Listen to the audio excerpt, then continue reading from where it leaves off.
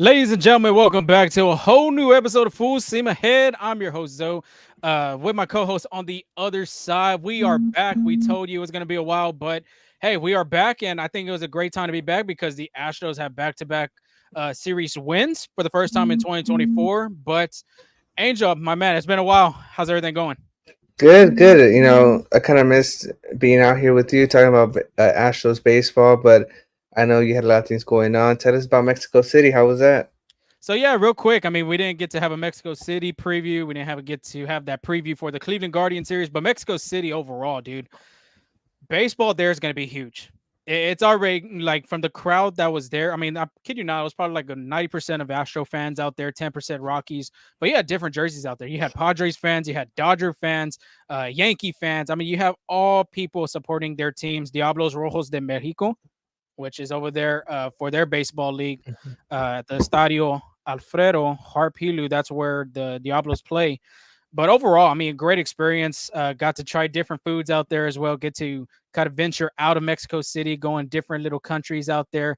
Pretty phenomenal experience. Would love to do it again. If you gonna go to Mexico City, if the Astros ever do another Mexico City series out there again, I highly recommend it on going out there and checking out baseball because it is so pretty out there. Even though the altitude was a kind of a big difference, of course, with home runs and things like that. But just overall, the people are nice. The vibes were immaculate out there. Like I said, baseball has a bright future if it goes into the right direction in Mexico. Yeah, any stadium you go to in Mexico, it's a party. Like there's great food. The atmosphere is always electric. They really bump it up for baseball, and again, yeah, we know soccer is the best sport, in Mexico. Like it's a favorite one, but just how it's a soccer atmosphere. Same thing for baseball. Like it really gets going over there. Yeah, definitely. I mean, I tried putting as much content I could for everybody, but I mean, the service there was just not really good. I mean, it was just bad. So everything I put out at the end of the day, showing the experience, how everything was going out there in between innings, fans were getting into the action, into the Mexican spirit as well. But like I said, it was a beautiful experience being able to do something like that, cover baseball. I've done an article over the Astros and Rockies, getting a little taste of Mexico City, trying out their tacos because some of their players, I believe Alex Bregman, Brian Abreu, and I know I'm missing Jose Urquidy. They all made their tacos as well as Rocky players did as well. So beautiful experience. Like I said, highly recommend 10 out of 10 if the Astros ever do it again. For Astro fans out there or just baseball fans in general, I think it is a huge opportunity to you go out there and experience something like that. I would say. Absolutely. But let's get the show on the road. But before we do, we have a jam packed episode. We kind of recap the Mexico City series. We talk about the Guardians. Kind of sad, like always. Lawrence is going to hit you with that pitching preview for the Seattle Mariners, who have been really phenomenal as of late, both pitching and offensively.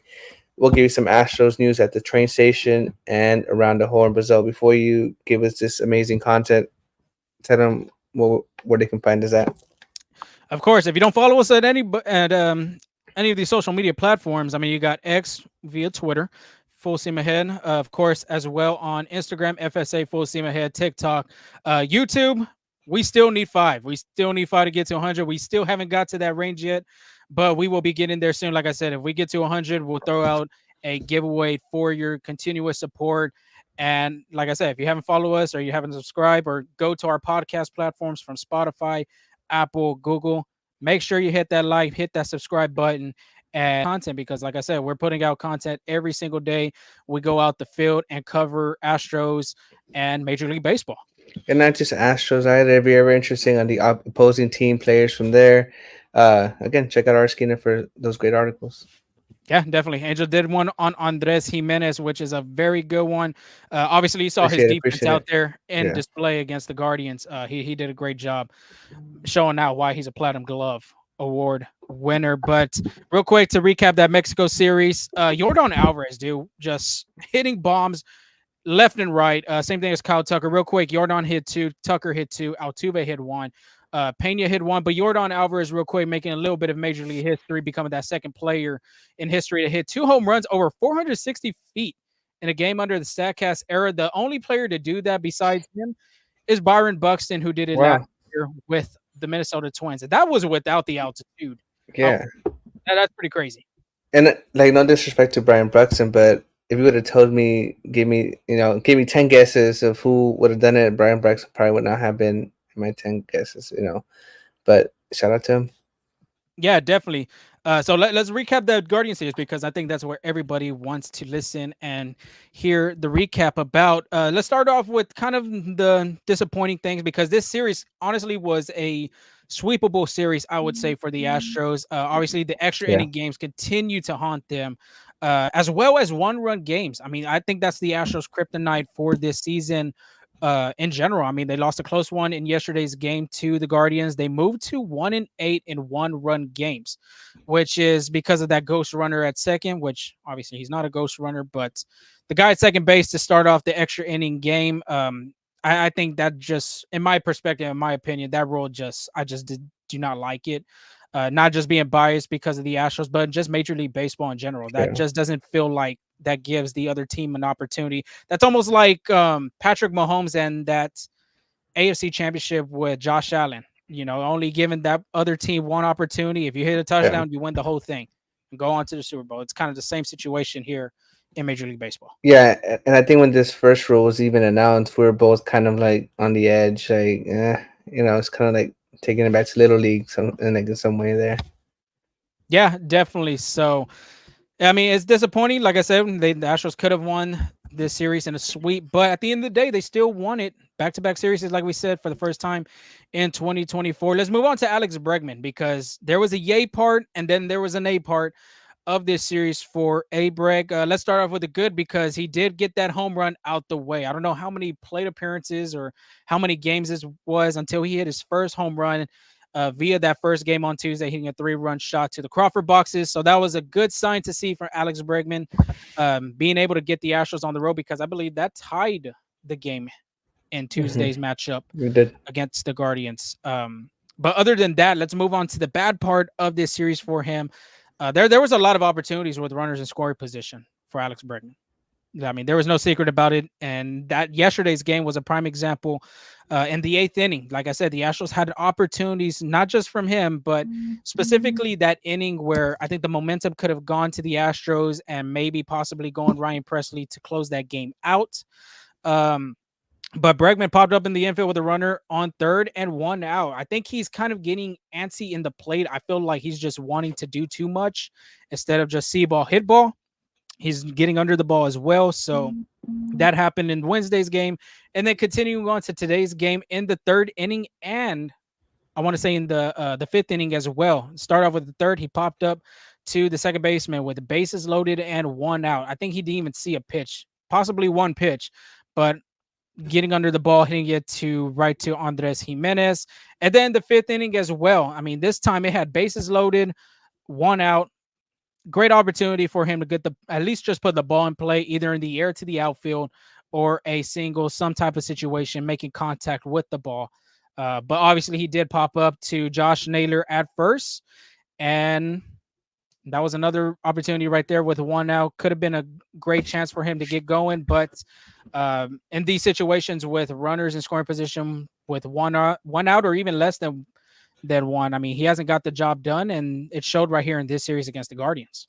Do you think it's time to consider or even make a change to put Jeremy Peña in the second spot? Do you think that could be an option? But then, okay, if that is an option, do you think everybody just slides down one? Like, for example, you have maybe Peña, Bregman, Alvarez, Tucker, or do you think they kind of flip-flop with each other? What are your thoughts on that?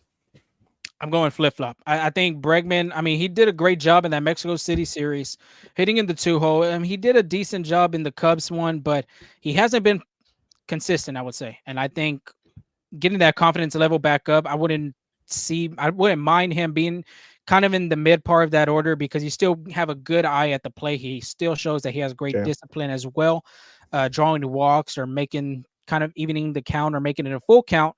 But Jeremy Peña right now has the hottest bat in that lineup besides Jose Altuve because both of them are hitting over, I want to say 320. Peña did have a triple in this game as well in the last game.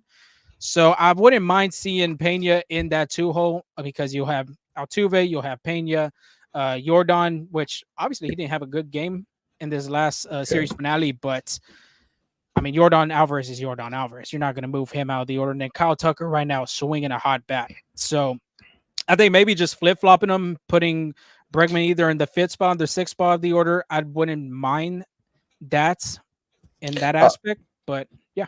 I would say the fifth, and just because if you look at today's game with the Astros, it was literally the bottom of the order that came through in John Mhm. Singleton, Jerry Pena, even Yanier Diaz. Because again, I mean, Altuve had a great game, but you're looking at guys like, for example, Bregman, Tucker, and Alvarez. I mean, yes, they have great games in, like before, but just today they didn't, didn't really do much. They didn't really contribute enough.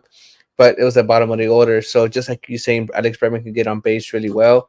I think if you put him in that fifth row, it takes the stress off from being the top of the lineup. And if he gets on base, the way the bottom of the Astros lineup has been, it could even produce run opportunities as well. Yeah, because Chas McCormick, which we'll talk about here later on through the show, hit the IL, and that's going to give more chances to Mauricio Dubon, I would say, in the outfield. He's shown a Yeah. great job. Even Trey Cabbage. I mean, Trey Cabbage had that one game over there in Mexico City. He went 1 for 2. And after that, he got option to AAA. Now he's back in the majors. So you can see more opportunities from him. I wouldn't say that that's out of the question.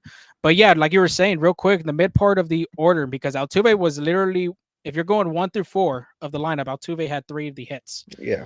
After that, Jeremy Pena had 2, Yanier had 1, Singleton had 2, Dubon had 1, and Jake Myers had 1, being that triple. So I agree. I think maybe possibly you could be seeing, if not this series or not even the next game, you could potentially see Jerry Pena in that 2 spot because he does have some experience if you go back to 2022.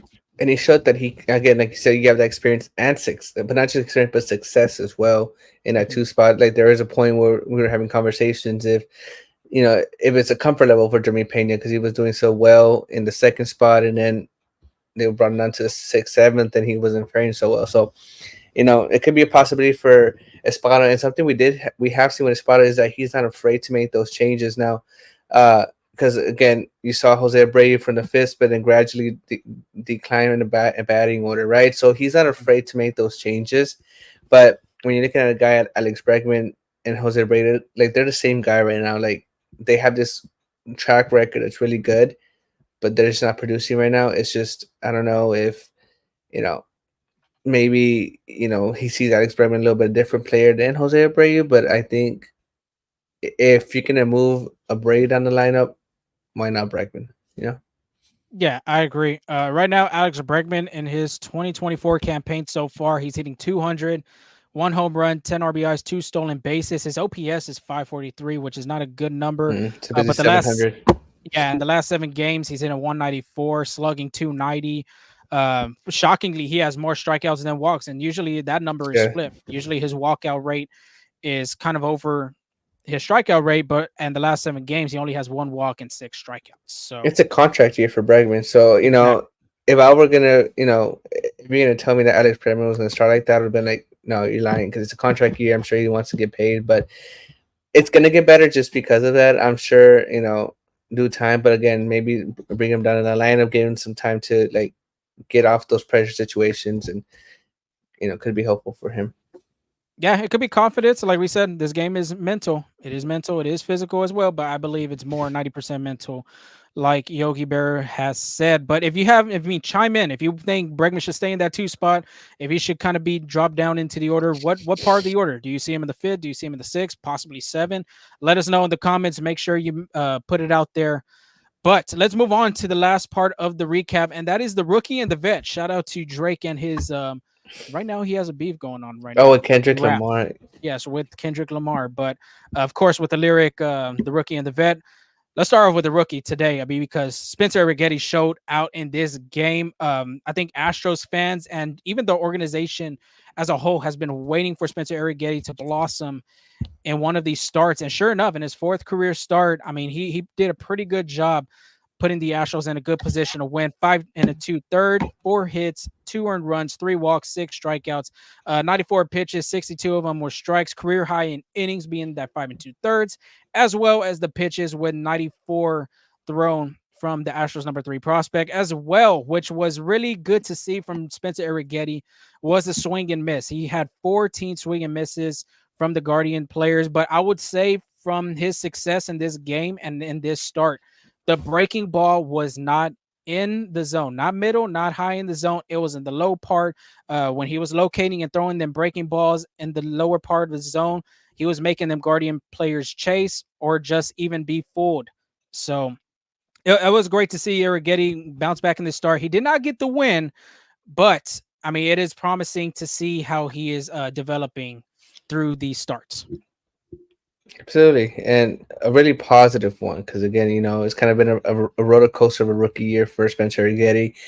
Started off not so well, but you're seeing him bounce back. I would like to see him limit the walks a little bit. I know 3 walks is not bad, I guess, for an outing, but that's been kind of a trend, not just for him, but for the Astros hitters. Walks have been really huge, just to bring those down a little bit. What I will say on one of them, I don't know if you saw the game. There was one that he got a 3-2 count, and the blue called a clock violation or a timer violation, whatever you want to call it. And that I want to say Josh Naylor was at the plate that gave him a walk. Okay. And there was no kind of reasoning why behind it. Joe Spada did talk to the umpire, but there was no definitive kind of explanation on why he was walked. So, yeah, I mean, 3 walks, but 2 of them I think were probably the best bet. But Joshua, real quick, I think he meant Bregman. Bregman should be hitting 6 in the order. I think that's probably a good spot to put him. Either, like we said, either the 5 or 6 spot. I think that's probably the best bet for Alex Bregman in the lineup if Joe Spada does decide to maneuver some guys in the lineup. But the biggest news of them all, I would say, from this week and even weekend, if you want to say it, was Jose Abreu being optioned to West Palm Beach. Or you said it was Verlander's line. Oh, Verlander's line. Yes. I mean, we did count the rookie, but I did not count the vet. Real quick, Justin Verlander doing JV things as usual. 7 innings, 6 hits, 2 earned runs, 3 walks, 2 strikeouts. Only threw 97 pitches, 58 strikes. So you're seeing that pitch count rise little by little by little. So good thing to see that from JV. And the biggest thing out of his stat line was he only needed 6 pitches to get out that 7th inning. So as you can see, the strikeouts, it's only 2. He's not trying to punch a lot of people out like prime JV used to do back then, but just being able to hit his location, putting the ball in play, and letting the defense take care of his business right behind him. Absolutely. But yeah, the biggest news, go ahead. Real quick. So yeah, Jose Abreu, as everybody had known, and I mean, there's no secret about it because Astros did mention it. The first baseman has accepted an option to West Palm Beach. GM Dana Brown announced on Tuesday. Abreu was hitting 0.099 with only 7 hits, and Trey Cabbage was that guy with the corresponding move. But mutually, both sides agreed, like, hey, this is going to happen. I'll go West Palm. We'll get this going together. Try to figure out a way to get that confidence going, get the mechanics going, get the timing right. Then he can help his team. But Dana Brown, this is what he had to say real quick. He said, quote, "We are confident that a change of scenery and a new environment will help him get his rhythm and timing back. Jose is a team-first guy, and we applaud him for this. We know what this guy can do, and we're confident in his determination and work ethic."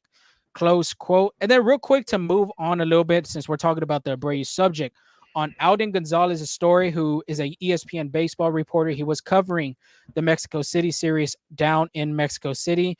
Abreu had to say this during the series. This is another quote. He said, "What's the hardest thing for me? And I say this from the bottom of my heart. I feel embarrassed. The people in the organization brought me here to do a good job. I haven't done that. The hard thing, too, is that my teammates see that I haven't done my job, although they've always supported me, always been my side, but I won't stay down." Honestly, Angel, I was leaving Mexico during this time, and when I got the news, my uncle was right next to me. I had to let him know, like, hey, look what's happening right here. Somebody had heard me, and he's like, oh, my God. that is the greatest news I've ever heard, and it's a good thing, and all this yada yada stuff. I mean, a lot of Astro fans were very happy about the move, but as we've known, me and you being at the stadium, seeing him work, being in the cages early, he's just trying to do everything he can to help his team. And I will say this about this guy, like Dana Brown said in his quote, he is a first team player. First time, what did he say? Jose is a team first guy. That's what I meant to say. Mhm. Sorry. But you have to applaud a guy like this that is taking this notch and saying, you know what, I'm not doing any good for my team right now. I'm not helping them offensively. I'm not helping them defensively. I got to get my act together. I got to clear my mind. I got to go. If I have to be option, let me be option. I got to go work on something. So I Yeah. applaud Abreu in that aspect. I see that's my opinion. Being able to see him do something like this, I mean, it takes a lot of courage to mutually agree on this part. No, yeah, you really have to feel for the guy. Again, he's an MVP, Silver Slugger.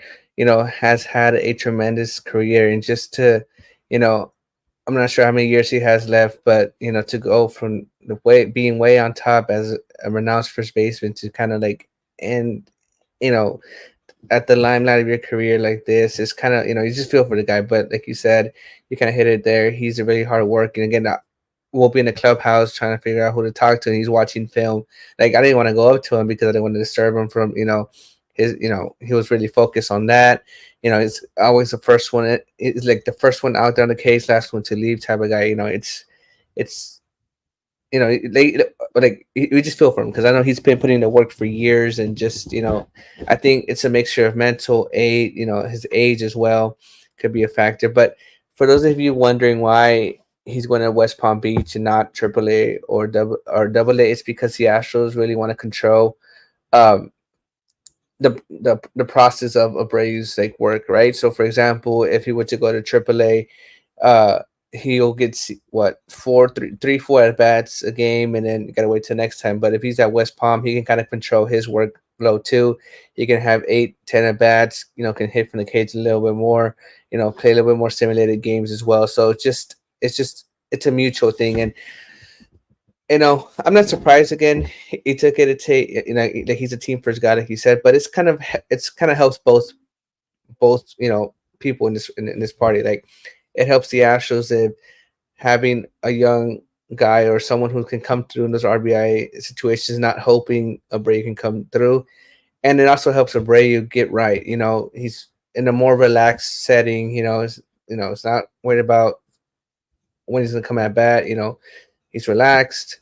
You know, more of pace yourself. Get right when you can. Kind of like reminds me kind of like Alec Manoa too. When he was struggling last year, they took him to West Palm Beach to kind of control his reps too and stuff like that. Now, I hope he has better success than Alec Manoa because again, Alec Manoa has had some injuries, kind of derailed him there. But I do see Abreu coming back to the major league, like to the major leagues. Maybe you know, I'm gonna say a month. Give him like 2-3 months, but I think he'll be back. You're giving him 2 or 3 months, you say, or you're not giving him 2 or 3 months? Yeah, like 2-3 months he'll be back. Wow, that's almost in August. Maybe soon, but I don't know. Maybe I say 2-3 months. I will say, I mean, he's in Florida, so I mean, the weather's out there. Of course, he's a Cuban as well. His country's just right there, which I don't think he does go back to Cuba. But being able to go out there with a clear mind, not having the crowd over you, not having people worried about what you're going to do at your bat or how you're going to field a ground ball or anything like that. Clear mind, like you said, just clear as it could be. Just going out there and working on your mechanics, on your swing, all them types of things. I think that's a big break for Brady. I will say maybe a month for him. If you A say month? 2 to 3 months, I'll Yeah, probably go a month, I could if say that. anything. Yeah, definitely. Again, the thing is, I would say 2-3 is just because if it continues, right? Like you saw a glimpse of what John Singleton can do when he has like reps going. Like he's there every day, and I'm gonna talk about this guy a little bit. But Joey Loperfido looked good in that first game. Yes, the strikeouts are a little bit of a factor. Again, not surprised there. He's a rookie, but coming through in those spots, that big spots defensively as well, kind of, it was really good to see. Yeah, definitely. Real quick, I'm shocked that Abreu accepted that assignment. I didn't expect him to be DFA'd. And I definitely didn't expect him to accept an option in AAA. When I think when you're in a rough going of things, I think both sides see it. I know the player. I mean, because if I'm in his shoes as well, I'd probably be saying the same thing. Like, I'm not helping my team anyway, anyhow. I'm still struggling. I'm not hitting the ball very well. I mean, he did have a multi-hit game over there in Mexico City, which we Yeah, didn't even get to say. But being able to start fresh, I would say, I think that's the biggest thing for him. Astro Wharf Craig did say Abreu has a home in Florida, so yeah, no, I think it'll be good for him just to clear his mind, be with family, uh, just get slowly progress and things like that. I think that's good for him. absolutely. But it is time for my favorite segment. Who's invited to the Carne Asada? And you know We what? got a song. We got a Oh, song. do it. Put it. Oh, it's Jesse Chavez is welcome. Oh no. Jesse Chavez. Uh, Alejandro Kirk. Shout out to Mexico since we're out there. Alejandro Kirk's walk up song. Uh, Go check out that reel too, the Lorenzo made. They kind of asked some questions, about personal, like fun questions. Go check, Personality wise. yeah, go check those out. But let's start with John Singleton. I feel like John Singleton could cook some mean ribs, like I don't know, maybe so. So barbecue on it or no? Oh yeah, oh absolutely, absolutely fall off the bone ribs. So that's what we're gonna be having today. John Singleton again, 4 for 9, had a 444 batting average, 2 home runs, 6 RBIs, 2 walks, and 4 runs. He really had a great series. Kind of a little bat flip. I don't know if you saw that that first home run he hit in that first game was no doubt, like no doubt for sure, bat flip and all. The second one in today's game snuck out the wall, but it came out huge because it did give the Astros the lead, and they did not look back from there. He is cooking the meat. But let's start with Tortillas. Joey Loperfido. He had a really good game. 2 for 9, 2 hits, one run, 2 RBIs. Coming through for his first major league hit in a bases loaded situation when your team is tied and giving them the lead. It's I'm sure his heart was racing, but being able to push through, and then played a ball yesterday's game. You saw how it bounced off the Crawford box and showed the cannon there. So very good series for Joey Loperfido. Very bright future ahead of him. Again, strikeouts were kind of a big thing, but you saw the way, I thought I was expected, like getting your timing right from minor league pitching to major league pitching is just a different atmosphere. So I'm sure great things are coming for him. And you kind of already talked about the vet. Justin Verlander is also going to be in the Carne Asada bringing some rice. So, again, 7 innings pitched, 6 hits, 2 earned runs, 3 walks, and 2 strikeouts. I don't know. How do you think his rice going to be? I see just a him as white a rice? jasmine. Yeah, jasmine. Yeah, jasmine white rice. I can see that well, but hey, I'm not discriminating there. But let's start with JP3 with the salsa. There's gonna be some jalapenos in there. Stuff like that.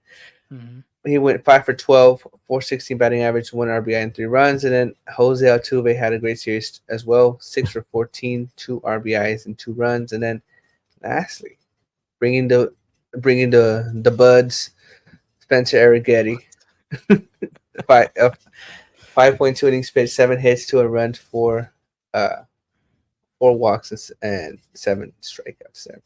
And I feel like Arrighetti looks like a Busch Light guy. But like what? Some like Keystone, some Natty Lights, or what? Oh yeah, absolutely. He did go to the University of Louisiana Lafayette. Oh, absolutely. Yeah, I'm sure. Shout out to the Raging Cajuns out there, doing their thing in college baseball. Which college baseball is getting close to the regionals. Yeah, A&M still. Of course, our Ags are still up there at number 1. There's gonna be an Aggie in this series too for the Mariners as well. Yeah, so A&M is playing at the Box in Baton Rouge, so that should be a great series. I would say, even though LSU has been struggling a little bit this year, I mean, I think it's going to be a great series overall. Absolutely. I mean, both this series with the Astros and the Texas A&M versus LSU for sure. Yeah, sorry we don't keep up with Texas. I'm sorry about that. So, but yeah, the Carne Asada, I mean, that's mean looking. There's a lot of new ones in this one. I haven't seen Spencer Arrighetti, Justin Singleton, Loperfido, his first time being on the Carne Asada. Like he just got his call this Tuesday, and he's already on one. Yeah, I mean, it kind of just shows, just being consistent with at bats can really change something. Because I know, like, you're in the bench and like, I know he's a really good pitch hitter, but it's just like it's not the same. Like, it's Mhm. like I feel at that point trying to do too much, trying to help the team win. But again, one that could be invited to Victor Carantini as well. Yeah, that's an honorable mention right there, I would say too. Now because that home run really helped the Astros in Yeah, that extra inning game. who's their first win in extra innings this season? Yep, first one in the extra inning. So yeah, many shout out to Mr. Caratini bringing the Caratinis, I guess you could say, little martini. Martini mixer there. Josh, real quick, Singleton was amazing in this series before he hit that home run today. I actually had a feeling he was going to do just that. And of course, he just talks about our live episodes being the best. Looking always Appreciate that. forward to Appreciate these that. live episodes. So shout out to you, sir, because you're one of the main supporters. We'll talk about later on too what's going to be happening real soon. I think next coming week, actually, Angel, we'll have Oh a yeah. Hey, show. thank you for reminding me. I already forgot. See, ladies and gentlemen, this is what I have to deal with on reminding him. But let's get with that pitching preview real quick because I mean it is a long one, but I think this is going to be a great series. Pitching duels in each game, I would say. The Oh yeah. Mariners, yeah, like you were saying real quick, Mariners are the hot team right now. They are leading the AL West with a 17-14 record. They have they're 7-3 in their last 10 games as well, and it looks like their pitching has kind of started to get back how they were supposed to get going. They look sharp. Yeah, I mean, when you got guys like Luis Castillo, George Kirby, Logan Gilbert, Bryce Miller, all those type of guys, I mean, that's a solid rotation. I think personally, I think that's a top 7, top 5 starting rotation. Absolutely. Oh yeah, definitely. I'm about to look it up right now. So yeah, I mean, this series is going to be a great one. Of course, when it's always the Astros or Mariners or Astros and Rangers, it's always a good one to buckle up and be in the Crawford boxes or even at the juice box in general to catch a game. But real quick, Angel, before we move on to the preview, which one do you think is more of a threat, the Seattle Mariners or Texas Rangers as the Astros rival? I would say the Texas Rangers just because it's at home. That's in-state rivalry. But if the Seattle Mariners pitching continues the way they are throughout the season, that's gonna be a hard team to beat because their offense can produce runs. You got Julio Rodriguez, Carl, uh, Raleigh as well there, but it's looking very dangerous. But I do have the stats. The Seattle Mariners are first in the majors in WHIP, opponent batting average, and they're second in ERA. That just shows how dominant this pitching staff is. Straight up. Let's get it going. Friday night, the lights will be shining in H Town because 7:10 start time. George Kirby will be on the Mariners for the Mariners on the mound, 3-2 record with a 4.18 ERA. Ronel Blanco will be on the Astros for 3-0 with a 1.65 ERA. So let's go with Kirby real quick. His last start versus Arizona, 7 innings, 2 hits, 0 earned runs, 1 walk, 12 strikeouts. That is a dominant pitching stat line. My gosh. Yes, he has helped me in my fantasy team as well. But shaky slow start to begin the season. He did get 8 earned runs in his second start, but he has started to progress as the George Kirby that Mariners fans were hoping to be. Hasn't given up an earned run his last 2 starts, Angel. I mean, he has pitched 12 scoreless innings for the M's, and he's pitched exceptionally well against the Astros last year in his 2 starts. Only giving up an earned run in 12 and 2/3 of innings and striking out 7. So the biggest takeaway I would say for that one is the strikeout rate not being so high, but of course, only scoring 1 run against George Kirby. That's a little problematic for the Astros. So let's break it down real quick what he's going to be throwing because he does throw a heavy dose of his 4-seamer. That thing is just going to come at you hot. Has a 7 fastball run value, which is a 97 percentile on StatCash, as well as a 3 walk percentage, which is top 4% of the league. So when I'm telling you that stat, that dude does not give up any walks. If it anything, he's given up 1 to 2 walks max, I would say. Yeah. So the only flaw I could really see on Kirby this season so far, he has given up a lot of hard hit contact. That's the only thing I can find on him. 113.9 max exit velo, and that is bottom 7% of the league. So See, but that if go the ahead, Astros get hit gap to gap or down the line some type of way, it could be a long night for Kirby. I was just say, well, that makes sense because he does hit the strike zone a lot. Again, that low walk percentage was what's going to get more balls in the zone, which lead to more barrels that are connected. But yeah, he's been really good. Yeah, so the four seamer, you're seeing that 44% of the time. After that, it's going to be the off speeds being the sweeper, the curveball, all those types of off speeds. But let's move on to Blanco because this guy has been the most consistent pitcher for the Houston Astros, the number 5 starter in this rotation. He has been the consistent guy for the Astros. Absolutely. So last start versus Colorado, 5 2/3, 5 hits, 2 earned runs, 2 walks, 8 strikeouts. He did give up them 2 earned runs earlier in the game, but he did settle. Unfortunately, it did snap his 4 consecutive games with a quality start, but he finished the month of April strong, man. Like I said, that record, that ERA, like I had mentioned earlier, he did throw his first career no-hitter in his first start of the season.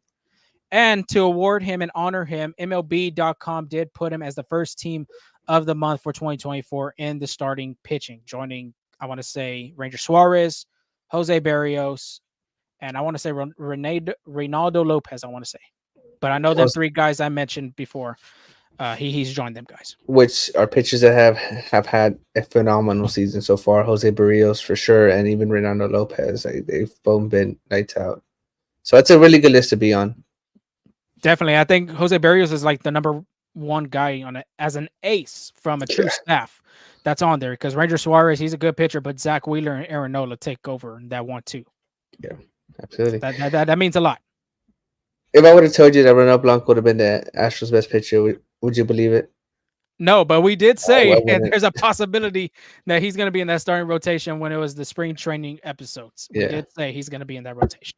Yeah, but he really defeated expectations there, but exceeded expectations. Yeah. You love to hear things you love to see. But Saturday Night Lights will be in H-Town as well as the Canelo fight, which I know for Cinco de Mayo that weekend, a lot of people are going to be on pay-per-view on Amazon Prime. If you did not know, now you know. But before that fight starts, you're going to see that Astros game against the Mariners, 6:10 start time. You got Logan Gilbert, 2-0 with a 2.03 ERA. He'll be going against La Grasa from Valdez with a 1.0 2.60 ERA. And Logan Gilbert is like almost the same thing as George Kirby right now. Both of them are just dominating. And Bryce Miller, which we'll talk about here in a minute. His last start versus Atlanta, 6 1/3, 4 hits, 2 earned runs, 1 walk, 9 strikeouts. He has pitched into the 7th inning. Doesn't mean that he has pitched through 7, pitched to the 7th inning in his last 3 starts. So he is saving that bullpen a lot of energy. Their arms are being fresh. But as well as like Kirby with the Astros, he's pitched exceptionally well against the Astros last year in his 3 starts. 13 innings, only giving up 3 earned runs and 9 strikeouts. Has 11 pitching run value. That is the 99th percentile. That is almost to triple digits. Yeah, I would say. I think there is triple. I think the highest you can get 99 actually. Possibility. So I mean, this guy is a really great pitcher. You're going to see a lot of 4-seamers, sliders, cutters, and splitters from this guy. I would say he leaves his 4-seamer and the cutter a lot in middle in the zone. And if you see in that StatCast, you see the maps, the heat map, it's all red right there down the middle, kind of upper part of the zone as well. But it's, speaking of talking about the cutter, he just started throwing that pitch, Angel, because I was digging deep. I was looking more info into that. What's his pitching arsenal and things like that. And that cutter, brand new pitch this season for Mr. Gilbert, third thrown most pitch in his arsenal, 194 opponent batting average, and he has a 4.3 inch break of horizontal movement on that pitch. So these hitters are going to see a lot of the cutters as well as the slider and the split finger. But the only flaw that I saw on Gilbert, just like on Kirby, it's kind of they both have the same situation. They do give up a lot of hard hit contact. Why, Angel? Because you said it before. You could say it again if you want to right now. They throw a lot of strikes. A lot of strikes. So you're going to see a lot of generating hard hit contact. 114.3 max exit velocity, bottom 6% of the league. So just like Kirby, if the Astros can find a way hitting in them gaps, some type of way, being able to contribute with runners in scoring position, then the Astros should have ease in this series. Absolutely. Yeah. But La Grasa, speaking of Valdez and pitching in that Mexico City series, there was a lot of La Grasa over there at the stadium in the food court. There was a lot of grease in them tacos out there. But last time, It makes it great. 5 innings pitched, 5 hits, 2 earned runs, no walks, 6 strikeouts. You're wondering why he threw 71 pitches and 46 strikes. Well, the guy is barely coming off the IL. Which was he on an IL stint actually? Yes, he was. Yeah, he was. He just didn't have no rehab assignment. That's what it Yeah, was. that's what I was thinking. I'm thinking of Javier. I'm getting too ahead of myself, but he hadn't pitched since April 2nd and going out there 5 innings, 71 pitches, and giving up only 2 earned runs with no walks. You got to feel happy about that start. And then trying to progress after that, I would say, if you're Framber Valdez. But Framber going against the Mariners, his career looks really great. 5-1 record, only have a 3 ERA in against the Mariners. I think in 11 starts, so that's pretty promising. But last year he did struggle against the M's. His record against them in 3 starts, 0-1 record, 6.60 ERA, 11 earned runs, 18 strikeouts.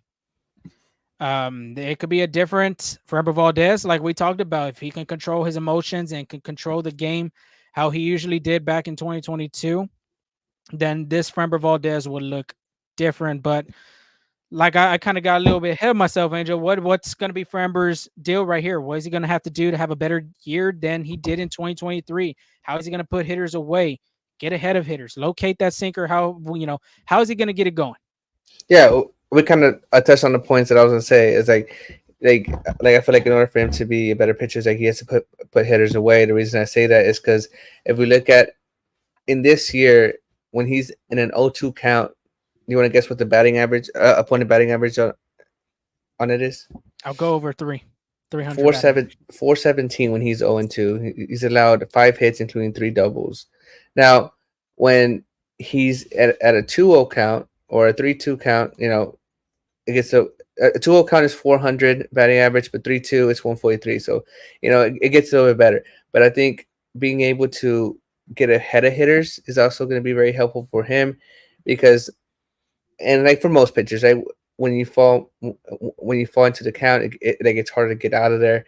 When he falls to a 1-0 count, he's 250 batting average. When he falls to 2-0 count, 400 opponent batting average with even a slugging of 600 in that end. And the biggest factor after that is to locate that sinker. That sinker is a great pitch, a lot of movement, but when you leave it in the middle of the plate, these are major league hitters on the other end. I feel like hitting those corners, hitting those spots to be a big factor for him. Yeah, if he can locate that sinker, like you said, that's one of his best pitches. Since 22, being able to locate and being able to command it in your arsenal, as in like in your counts as well. If you're going 0-2, 1-2, got to find a way to put him away. And that stat you gave us right there, 0-2 count, over 400 batting average. I would not have thought of that from Framber Valdez. Yeah. So, I think what he tries to do it is once he gets a hit, like he tries to be a little bit too fine with his pitches and like kind of like looking right in the right spot. And usually when you start thinking of it, it usually doesn't happen. So I think, just trusting your stuff a little bit. Yeah, especially when you have that ground ball rate, which is up there again in the league. Again, that ground ball percentage, I mean, that's going to help you a lot, especially the defense that you have behind you. You should have no problem there if you're Framber Valdez. But last but not least, like we're saying, Sunday, 1:10 start time. Former Texas Aggie, Bryce Miller, 3.2 record, 2.04 ERA, to be announced for the Astros, which I'm thinking it might be Hunter Brown. They were trying to see what Cristian Javier's deal was going to be. We'll talk about here in a minute from the train station. But let's real quick go with Miller. Last start versus Atlanta, 7 innings, 2 hits, 1 earned run, 1 walk, 10 strikeouts. He had a great month of April, just like Ronel Blanco. 3-1 record, 1.19 ERA, 4 earned runs, 33 strikeouts. So the year in his second year in the league, he's looking pretty dominant so far early in the season. Just like I want to say George Kirby, he's going to throw a lot of the four-seamer as well. 34.6 whip percentage. He's has 17 strikeouts. That is the most of any of his pitches. And then the biggest thing here, just like Logan Gilbert, developing a new pitch. Same thing here for Mr. Bryce Miller. Developed a new pitch called the split finger. And I want to say, Angel, he got that pitch from Logan Gilbert because he throws a split finger. I believe George Kirby throws a split finger too, if I'm not mistaken. But I know for sure Gilbert does. So being able to get better at your craft, I mean, shoot, he did that with this split finger. if you're going to see from that pitch, you're going to see it more on the lefty side of it. He's throwing it low and away to lefties. Interesting to see. He throws it low and inside to righties, which that makes sense. You want to throw it low and make the hitters chase after it. And then to follow on with that pitch, lowest exit velocity out of all his pitches, which comes out to be at 83.7 miles per hour. Opponent batting average is a 156, as well as the expected WOBA 215. So this pitch has been dominant for this kid in his second year in the league. So Angel, I mean, how are the Astros are going to have to get this guy out of his game? How are they going to get the rookie out of his groove of things? To me, it's going to be try to get ahead of the count. Easier said than done. And the reason is because as I'm looking Bryce Miller's splits, when he's a 3-0 count, he's been in that situation 7 times. He's walked 5 batters, allowed 2 hits. And when he's in a 3-1 count, he's faced 10 batters. He's allowed 2 home runs, 4 walks, 4 runs, and a few hits as well, leading up to a 500 opponent batting average when he's 3-0 and a 33 opponent batting average when he's 3-1, right? A 333. Mm-hmm.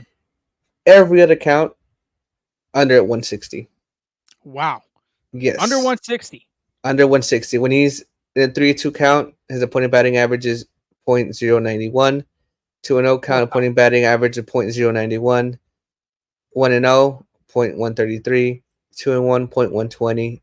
And it's just a similar trend the rest of the day. So my thing again, easier said than done because Bryce Miller, just like the other ones, throws a lot of strikes, likes to attack hitters. So again, doesn't like falling behind because of that same reason. So he's gonna come at you, but that's gonna be the key to the game because honestly, he's been really dirty, really good in these last few starts.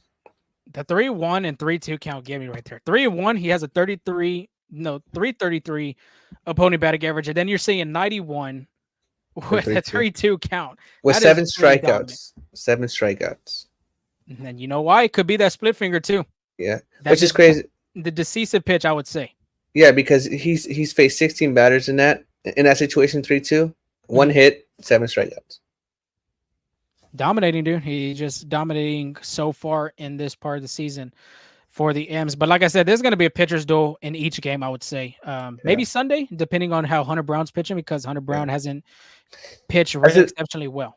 That's going to be a big start for Hunter Brown because against the Guardians, he did, walk into some trouble in that first inning. But luckily, the Astros offense, were able to take advantage of Carlos Carrasco's. He hasn't been as efficient as he usually was, but I feel like he has to be kind of perfect against these pitchers because, again, we just went through the stats. They're going to give you their best, and I think there's very, very little room to falter in this outing.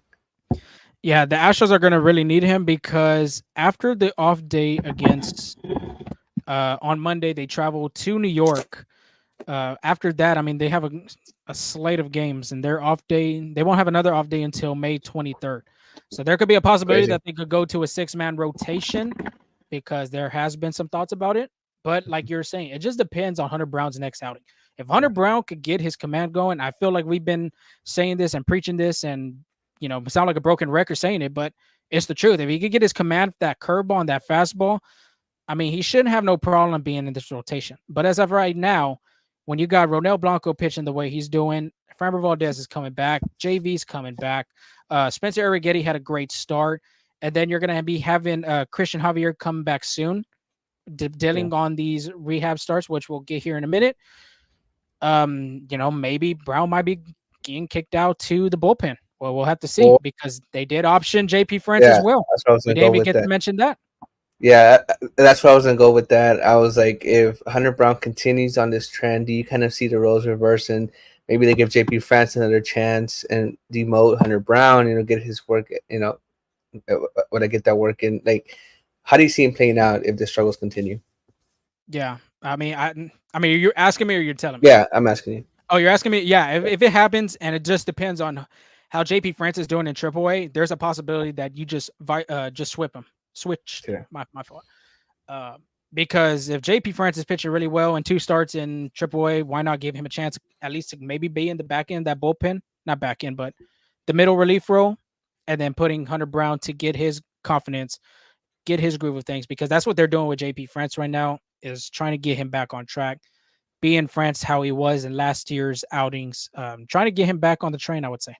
Yeah, absolutely. So again, just kind of like the Braves situation, that kind of tells me the Astros aren't afraid to make moves. I think I'm not saying they're in desperate times, right? But they know the record, they know the hole they put themselves in. They know it's gonna take. I don't want to say a miracle because again, I think the Braves had that good season. They caught the miracle race for a reason, right? But they're gonna need, you know, they're gonna need a lot of more wins. And I think that's what that like we said in the beginning, this could have been a sweep, and I think that second game really hurts because when they're trying to battle back, those 1-run games are going to be the difference maker. I think you meant to say the Miracle Mets. Miracle Mets, sorry. Yeah, sorry. Yeah, the Braves are the Braves. The Mets are the Mets. Real quick, we're on the Blitz podcast. Great show, gentlemen. Like we talked about in the last episode, if you don't follow them already, they're covering Houston Texans and the NFL. I mean, it's a great time to be a Houston Texan fan, especially after the draft that they had. I think you should give them a follow because they do put out some great football content, as usually we do with baseball. Yeah, absolutely. Shout them out. They're really good, really good group of guys there. Very entertaining podcast as well. Definitely. But is it time for a train station? Where's the horn? But yeah, we got a lot more news coming in. Again, like everybody knows, Joey Loperfido, welcome to the show, made his major league debut. Got a hit in his major league debut. He's listed as an outfielder, first baseman, but he will get most of the time in the outfield. That's what he's more comfortable with. But he was practicing those first base reps with Omar Lopez. He was getting those reps in. First with the little flat glove, the one we had to use your hand, and then following that with the first baseman glove, working on the scoops. I do see it coming. Right now, the plan for first base is to get John Singleton, even Mauricio Dubon, and Joey Loperfido some reps there. So keep an eye for that. But again, he had a really good debut. Collected his first major league hit. It was a 2-run single with the bases loaded, and it kind of showed you a glimpse of that. Because again, he did have that situation. His next at bat, he did strike out on that one. But again, great things to see from Loperfido. So far, he's 2 for 9, like I said earlier, with 2 RBIs and 5 strikeouts. And again, I was not surprised about the strikeouts. The strikeouts were a big thing in the minor leagues, and in the major leagues, you do have better pitching, and it's just a trend there. But what I did like to see is that he had a cool mind, coming in that tough moment because you got the crowd chanting your name for the first time, probably, right? And then bases loaded, trying to put your team on top. Very high leverage situation at that. Yeah, Joey was cooking in his MLB debut, and then making, like you were saying earlier in the show, that defensive play off the wall for Justin Verlander to get that guy at second base. I mean, he hasn't looked like he's afraid of the show. He's looked like he's embracing it and doing whatever he can to stay in whenever the corresponding moves come up with these injuries. Absolutely, and it'll be interesting to see how they play, because if he's playing great, it'll be kind of harder than one of the guys playing that good, right? So it'll be interesting what kind of moves happened. But yeah, okay, perfect. So moving on to some injury updates. Greg Kessinger was placed on a 10-day IL with right shoulder discomfort. Also, Chas McCormick, he has been bothered by a right hamstring. Those are very tricky to come through because again, we know.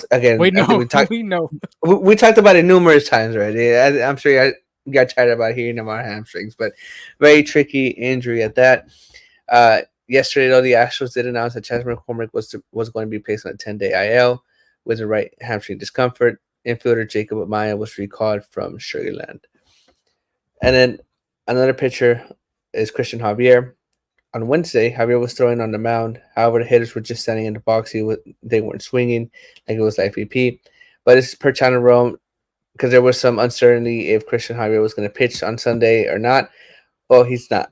Because per Channel Rome, Cristian Javier will go on a minor league rehab assignment. So, again, it's just different for each guy. Remember about this, the knee one Verlander did. And I think Christian Javier will be benefit from that as well. Which honestly, this injury was kind of tricky for me because it was a neck injury, so I guess it was really bothering him enough to be placed on the IL. So it'll be interesting to see how he comes back. Yeah, I think it's a good move. Get some work in. Like he Yeah. hasn't been throwing for so long. And then lastly, Jose Urquidy for Brian McTaggart. Urquidy threw 30 pitches of fly BP, and Joe Espada said, "I thought it went really well. He probably needs one more before heading out on a rehab assignment." This happened on Wednesday. Oof. I Wow. know, like, there hasn't been any timetable. The Astros haven't really given us that. But what are your thoughts on that? Yeah, that's. I don't think they're moving fast, but I think that's a good sign for Jose Urquidy. Threw 30 pitches in live BP. I think he faced Joey Loperfido and Sounds perfect. I want to say I think it was Jake Myers too, but I know Joey Yeah. Loperfido was one of the guys. I think it's a good step. It's a positive step in the direction of the Astros trying to get healthy, especially in the pitching situation. But with Urquidy, I would probably see potentially 2 to 3 rehab Yeah, starts. I think that's be a little more lengthier one. Yeah, this would probably be 2. I wouldn't be even shocked if they'd go 4 rehab starts before bringing Urquidy up. So if you're looking at a timetable for Jose to pitch in the major leagues this season, I would say maybe Early late June. May, early June. Yeah. I'm targeting more of early June, I would say. Yeah, I'd say early June. For me, I think Christian Javier just needs one, just because it's a neck injury, not an arm. I think, again, just like a hamstring, arms are very tricky, especially for pitchers, because that's their bread and butter. But yeah, I think early June for Jose Urquidy sounds promising. Definitely. And then before we let y'all go, because we've been here for what, almost an hour? 56? Yeah, 56 Yeah, minutes. I think we got some good timing going on because we're already in around the horn. And a former Astro got into a fight Tuesday night. It was Tuesday night fight night. If I were to say any former Astro getting into a brawl, who would you think it would be? I mean, it has to be Jose Siri. That's exactly who it was. Jose Siri versus Abner Uribe. I think they got a little fight night with the Caleno, a little early. But they're like the first ones before the main event, I would say. yeah, but this was a brawl. Like, how most benches clearing arguments are usually just chirp back and forth, but no, they Jose Siri grounded out. Abner Uribe, beat him there by a mile, but he just stood there, threw the ball away, and then had some words to say. Jose Siri didn't like it, had some words to say, and then Abner Uribe comes with the right hand, doesn't make contact, but then Jose Siri is not going to take that, and then it's just went south from there. So hands were thrown. I'm not sure if they connected, but hands were thrown. I think Siri connected on one of the hits on Uribe. Did he? Because when it comes to the bras, like, they're just like wildly swinging. I don't Nothing beats the Guardians and White Sox. Nothing beats that. Nothing beats Tim Anderson and Jose Ramirez, especially the call from I think it was the Guardians play-by-play announcer on the TV. Yeah, Joshua agrees with you on that one as well. The drama-filled one I've seen since the Ramirez and down goes Anderson. And let's not forget Jose Batista and Rougned Odor as well. That one's a memorable one. I know a lot of Ranger fans have murals of that probably in their garages or outside the city of Dallas. You know what? And I'm thinking back about epic fights. I don't know if you remember one between the St. Louis and the Cincinnati Reds, where someone's like getting back in the back and they starts throwing his cleat out there, kicking when he's stuck. I don't even remember that one. No, I mean, there's a bunch of Reds and the Cardinals with the Yadier Molina. I think Yasiel Puig was with the Reds at the time, right?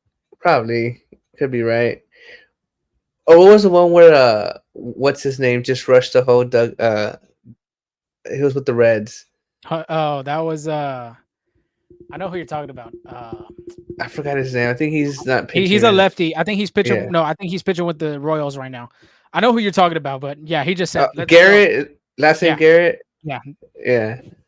Just took on the whole bench over there in Pittsburgh. I want to say at Great American Ballpark. You know what? We need to do a little reminiscent of epic brawls in the major leagues. I mean, that'll be on the off season. Though, we'll probably have to do. Oh yeah, during the regular season, there's no breaks for that. But lastly, before we let y'all go, there's a delay in the Dodgers in Arizona, but if you know, the Chase Field does have a roof, so it wasn't a weather delay; it was a bee delay.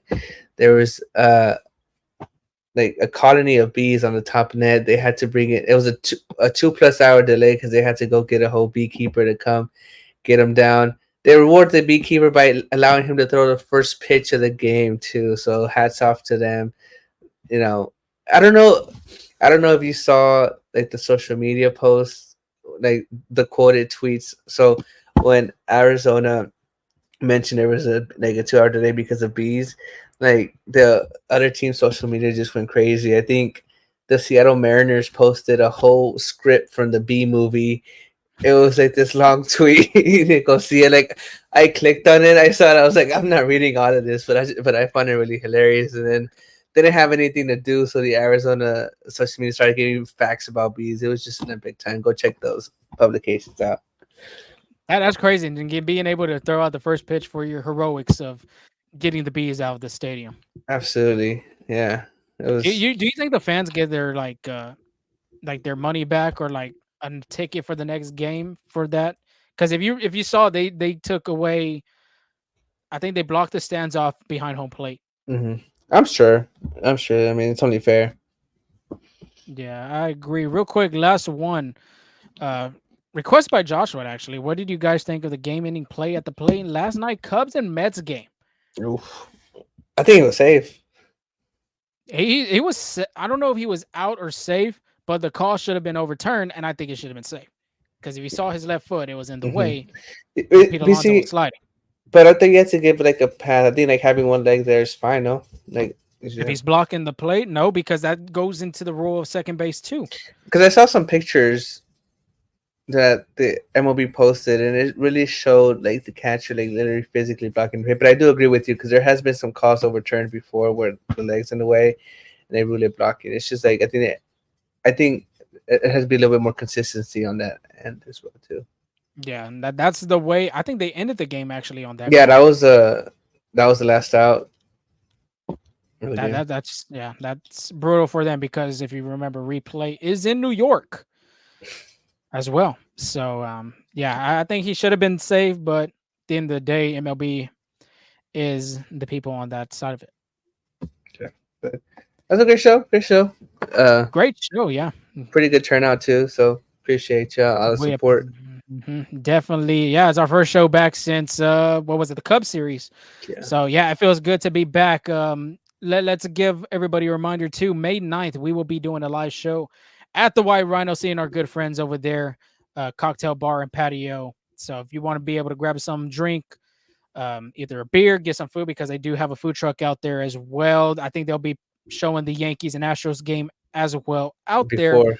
Yeah, before we get on. So if you want to head out there, great atmosphere, great vibes out there, of course, as well as they're next to the Metro train, because if you go on game days and you go out there, have yourself a drink, get on that rail, I want to say maybe 5 minutes away from Anime Park.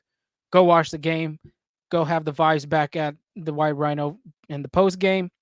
Great place, like we said, and our good friends over there at the White Rhino. For sure. But yeah, so thank you. But again, thank you for being out. We appreciate you. And peace for me. Definitely. May 9th, like we said, for the White Rhino. Of course, if you haven't followed us, subscribe to us, hit that subscribe button if you haven't done so, or even follow us in our podcast platforms to Spotify, to Apple, to Google, as well as our social media from Twitter, Instagram, and TikTok. But until then, it was a great show. Like we said, Angel, we'll give you that recap series of the Seattle Mariners and then get that preview going for the Bronx Bombers as the Astros will travel to the city that never sleeps, apparently, in New York, the Big Apple. So, yeah, until then, y'all have a great night. Y'all have a safe and blessed weekend, and we'll talk to y'all soon. Peace.